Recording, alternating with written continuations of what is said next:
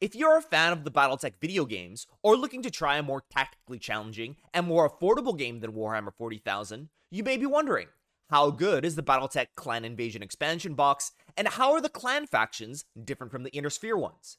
To answer that question today, we're taking a deep dive into the box's contents, comparing the value of the box compared to other competitor games, and then inspecting the quality of the miniatures. If you watch to the end, I'll give you some tips on how to get the very most out of the box set. Let's start with one of the most important factors to a lot of folks, the cost. The Clan Invasion box set is priced at $50 US and is intended as an expansion to a game of armored combat. It can also be used as a good starter set for players who want to play the clan factions. All they need to do is pick up a PDF copy of the Battletech Total Warfare core rulebook. On recording in late 2022, it looks like Amazon sells the Clan Invasion box set for about $5 off of retail. So what do you get for the price? Well, quite a bit. Everything listed here, which we'll be going over soon, plus about 17,500 battle value worth of models. Not only is 17,500 battle value 2 to 3 times what you need to play a standard 5,000 to 8,000 battle value game, but it's also enough to play a small Battletech campaign right out of the box. This amount of battle value will be similar to Games Workshop pricing a 1,500 to 2,000 point Warhammer 40k army for $50. When you compare this to what Games Workshop actually gives you, that is about 400 to 700 points for $90 to $150 in their start collecting sets, it makes it pretty clear which game is more affordable. 17,500 battle value for $50 also puts the Clan Invasion box at the highest battle value per dollar out of all the starter boxes available. But while the box does have good value, there are a few important things to keep in mind about the clans. Clan mechs are far superior to the Inner Spheres. Lore-wise, the successor states of the Inner Sphere fought a near-endless 250-year war that destroyed much of their industrial base and their ability to maintain advanced designs, while the clans went through a technological golden age and shifted their entire culture to center around warfare. Mechanically, clan mechs are often 2 to 3 times more expensive than Inner Sphere ones, so they'll often be outnumbered. Because battle value is concentrated in a handful of mechs, they'll be punished harder for their mistakes and are more prone to random bad dice rolls. As a faction, they tend to have more total offense and less total defense than the Inner Sphere, and follow rules to uphold clan honor. Role-playing wise, their superhuman warrior culture also makes them a bit harder to relate to. They may struggle to tell the more complex, Game of Thrones-like stories like the Inner Sphere can. They're a bit more humans versus orcs, Lord of the Ringsy with their storytelling. Not to say that's a bad thing. If you've ever wondered if a modern US infantry platoon could win against an entire Roman legion, if 20 World War II propeller planes could win against an F-16, or wanted an additional tactical challenge, then the clans may be the faction for you. Okay, so now that we've covered how the clans are different from the Inner Sphere, and the value of the Clan Invasion box, let's go over how to get the most out of the smaller items in the set, before taking a look at the quality of the miniatures. First up is the Clan Primer. It's a short magazine that summarizes the history of the clans after their departure from the Inner Sphere, and what their motivations are for invasion. It does a good job at introducing the 7 major flavors of clan factions the player can play. Next is the novella. It's a short 15 to 20 minute read that demonstrates the differences of cultures by showing the same battle from a clan character's perspective and an Inner Sphere character's perspective. I feel these first 2 items are made a bit more cheaply than the others, but this is excusable, as I don't feel that there's something to be held onto. The third lore item is the poster. It's a large 30-inch by 22-inch double-sided map of what the Inner Sphere looked like during the Secession War era of 3025 on the front, and what it looked like in 3052 after Clan Invasion. It's a nice little add-in that a fan can frame and hang up. Next are the 2 full-colored paper maps. They're made of a nice quality paper that's double-sided, with a hilled forest terrain on the front and a Badlands theme on the back. The first map is dense with forests and high peaks to send an enemy tumbling down to their deaths, while the second is designed as more open. This is really good because it lets a player discover how terrain will affect their mech's performance. The map colors do a reasonable job at matching the Game of Armored Combat base set. This was a good design choice because it means as a player's collection expands, all their maps can be used together. The additional punch-out sheet was an unexpectedly good add-in. The punch-out terrain lets you experiment and create your own alternate designs. My only wish was that there was more of it. The other half of the sheet contains punch-out battle mechs, which also seem very well made. My friend and I are spoiled Warhammer players, so we prefer the actual plastic miniatures, but I can see players using them as is, or putting a post-it note on them to proxy a mech they want to try before buying. No box sets are perfect though, and there are 2 items which are a bit of a miss for me. The first is the reference sheet. It's black and white, which made it hard for me to read. While some viewers commented they really liked these sheets, My friend and I were able to find better colored ones on the internet. The second bigger issue was the dice. The game says it's highly recommended to use white, black, and red dice to mark how mechs move, but the set only gives 2. You'll want 3 per mech you're using, so in a standard 5 mech star, you'll need 15 and an additional 6 more if you're using the elemental infantry units. An easy fix if you don't want to buy additional dice is to make little chits out of cardboard. You'll need one for walk, run, jump, stationary, and modifiers 0 through 4.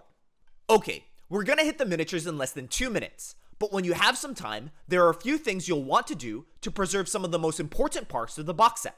The first is protecting the rulebook. Your best choice would be to undo the back staples, cut along the crease, and then slide them into plastic sheet protectors to make the rulebook last. Second are the mech record sheets. Same treatment. Undo the staples, cut them, and get them into protectors. This method not only lets you store easily, but also lets you endlessly reuse the sheets if you have a dry erase pen. Feel free to mark up the paper sheets if you want as well. You can download a PDF copy of all the record sheets from the Battletech website. I'll provide the link in the description down below.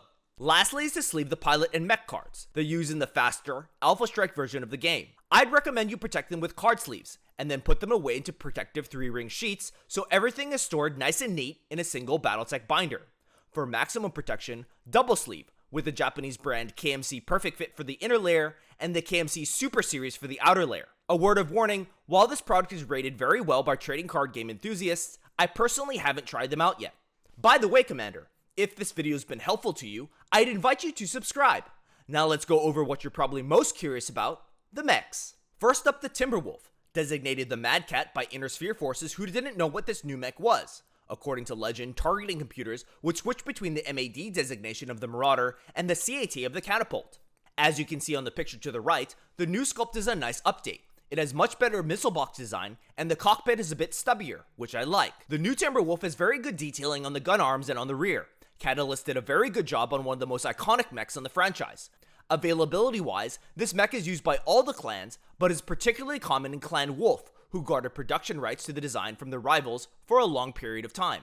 I don't have very much experience with the clan mechs, having played mostly in the Secession Wars myself, so I'd probably put a bunch of games on the original Prime variant for a while, and then maybe experiment with the C variant and see if I liked it better. Next up is the Adder, codenamed the Puma by the Inner Sphere. This mech was designed by the clan specifically for use in the invasion. It meant to emulate the weaponry of Inner Sphere enemies it would be squaring off against. It's a 35-ton light mech that carries the armament of an Inner Sphere heavy. This guy is a big upgrade compared to the old model, which looks like it would collapse under its own weight. The reverse jointed thighs are much thicker, and the overall look is much more balanced. Overall, this model is looking pretty clean. I can't see any flaws, just your normal mold lines. When it comes to the more delicate sloped nose and cockpit of the mech, I would gently scrape them off with the back of my hobby knife. Availability-wise, this mech is used by all the clans, which is a common theme we'll be seeing. Unlike Inner Sphere mechs, who may be rare to some factions, for the most part, all clan designs are accessible to all the clans, the only difference being the frequency to which they use them and what variant is used. The Prime variant's combination of 2 ERPPCs and a targeting computer is incredibly exciting. It lets you target a weak point on an enemy mech and blow it wide open for 30 damage. Something like that is well worth the heat issues. Next is the Nova, codenamed the Blackhawk by the Inner Sphere. Lore-wise, this mech is a workhorse for the clans. Like all the mechs in the box, it uses the clan Omni technology, which makes parts of the mech modular. A pilot can snap in a new set of arms and completely change the way it fights. Like the Puma before, the new sculpt is a big upgrade to the old model, which looks like a stick figure compared to the new sculpt. The detailing is much better and has an interesting circular design on the shoulder. Again, I don't see any flaws with this model like we did with some of the figures in the Game of Armored Combat set, and that makes me hopeful for the Alpha Strike box and the Mercenary Kickstarter. Availability-wise, it's used by all factions to a certain extent, but is particularly common in Clan Wolf, Jade Falcon, and Diamond Shark. There are 2 variants that stand out to me. The original Prime variant is an incredible striker whose presence will immediately put an opponent on the back foot. Its 12 ER medium lasers combined with its 585 movement means it can rip into the core of any slower mech it gets behind.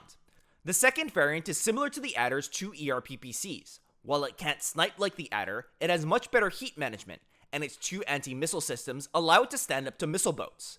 Moving on to the Mongrel, codenamed Grendel by the Comstar troops who fought against it in the Battle of Tukayid. Again, this model is a big step up from the old sculpt. It's quite interesting how pushing out the chest immediately makes it much more dynamic.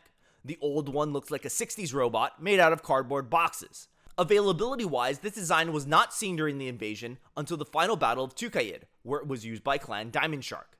The inability to use it during the invasion years makes it the weakest mech in the box in my opinion. While it's a very good mech, I would have liked something that could be used more often. A more heavy armed brawler or bodyguard would have been an interesting addition. On to the assault mech in the box, the Executioner. There's no comparison to the old sculpt, who looks like he's some kind of sad robot troll next to the new figure. The new model looks like he means business. I like the little heat vents on the top and going down the back. I did see a small issue on the back of the left arm that might need a bit of smoothing, and a mold line on the back of the right arm that might be a little bit more difficult to take out, but overall I don't think this is a huge deal. Availability wise, the Gladiator is particularly common in Clan Ghostbear, making up about a third of their assault mechs that they deployed. The Prime variant is a bit too much like the Marauder for me, so I'd probably try and spice things up with the C variant that brings an Ultra AC 20 or the Crit Heavy D variant to finish mechs off. Next up, the Elemental Squads. There are two identical models in the box. Catalyst did a really nice job at making the missile launchers more curved and realistic looking on the new sculpts. They're overall better proportioned and have dynamic poses. The jetpacks give the figures height, and the exhaust looks fun to paint up. Elementals are iconic heavy infantry units. I feel they're good at introducing combined arms into the game, as they seem relatively easy to understand rules-wise compared to tanks, infantry, and air units. I've never faced them on tabletop before, but from what I've heard, they're very resilient and good at attacking slower mechs. If you found this video valuable, please subscribe, and if you do decide to make a purchase, please consider using the Amazon affiliate link below. I'll be using the money to create better videos for you. Thank you. Yeah,